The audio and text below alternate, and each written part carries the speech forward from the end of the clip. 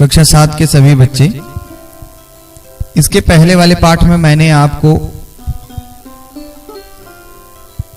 वीरांगना विश्पला वाले पाठ से परिचित कराया था। उस पाठ का प्रश्न उत्तर और उसके व्याख्या के भी विषय में आपसे चर्चा हुई थी। आज हम आपका स्वागत करते हैं पंचदशः पाठः संस्कृतम्।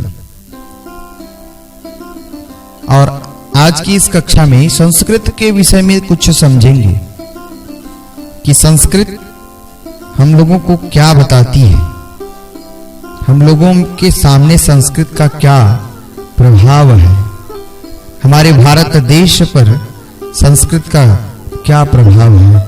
कुल मिलाकर 15वें पाठ में आपके पास कुल 4 श्लोक हैं और चारों श्लोकों के माध्यम से आपको संस्कृत के विषय में बताया गया। चलिए, तो पहले मैं श्लोक शुरू करूंगा, फिर उसके बाद श्लोक का अर्थ आपको बताऊंगा। सर्वप्रथम एक बात बहुत मार्मिक तरीके से इस संस्कृत पाठ का उच्चारण हम आप लोगों के सामने करते हैं। लिखा है, ध्यान से सुनिएगा। लिखा है, भारतीय एकता साधकं संस्कृतम्,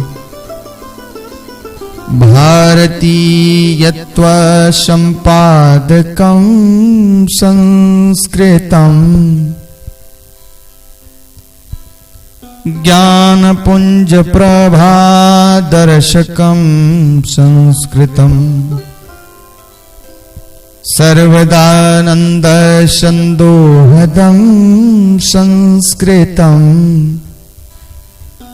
भारतीय एकता साधकं संस्कृतम्, भारतीयत्व संपादकं संस्कृतम्, ज्ञानपुंज प्रभा दर्शकं संस्कृतम्, सर्वदानंद संदोहदं संस्कृतम्,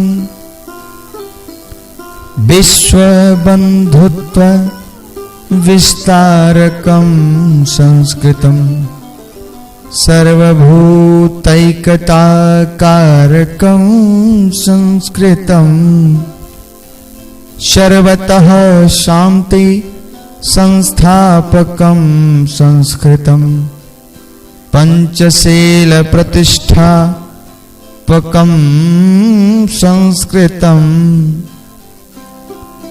त्याग संतोष सेवाव्रतं संस्कृतम्, विश्व कल्याण निष्ठायुतं संस्कृतम्, ज्ञान विज्ञान सम्मेलनं संस्कृतम्, भुक्ति मुक्ति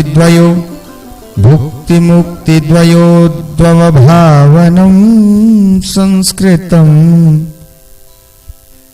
नगरे नगरे ग्रामे ग्रामे विलसतु संस्कृत वाणी, सदने सदने जन जन वदने जयतु चिरं कल्याणी।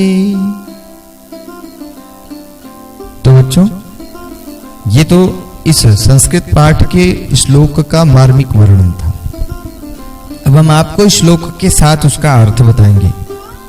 ध्यान से सुनेंगे, ध्यान से देखेंगे इस चलचित्र को, तभी आपको ये समझ में आएगा। सर्वप्रथम लिखा है, भारतीय एकता साधकं संस्कृतम्, भारतीयत्व संपादकं संस्कृतम्।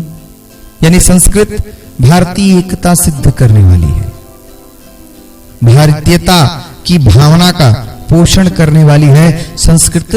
फिर आगे कहते हैं, ज्ञान पुंज प्रभा दर्शकं संस्कृतम्, सर्वदानंद संदोहदं संस्कृतम्।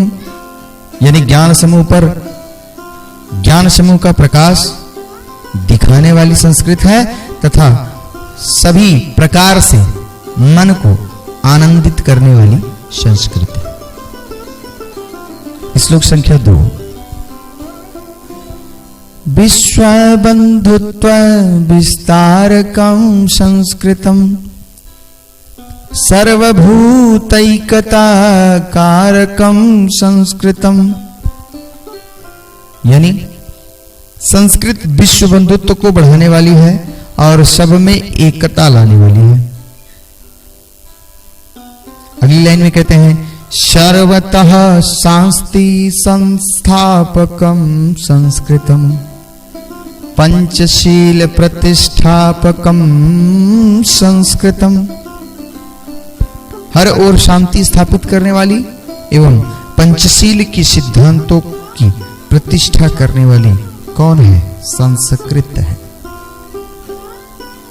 तीसरा श्लोक कहते हैं कि त्याग संतोष सेवा व्रतम संस्कृतम विश्व कल्याण निष्ठायुतं संस्कृतम ज्ञान विज्ञान सम्मेलनं संस्कृतम भुक्ति मुक्ति द्वयोद्भव भावनम संस्कृतम त्याग संतोष सेवा व्रतम संस्कृतम विश्व कल्याणम निष्ठायुतम संस्कृतम। यानी संस्कृत त्याग सेवा संतोष का व्रत करने वाली, विश्व की भलाई की निष्ठा से युक्त है। इसके बाद ज्ञान विज्ञान सम्मेलनम ज्ञान विज्ञान का सम्मेलन तथा भुक्ति मुक्ति द्वयोद्भव भावनम संस्कृतम।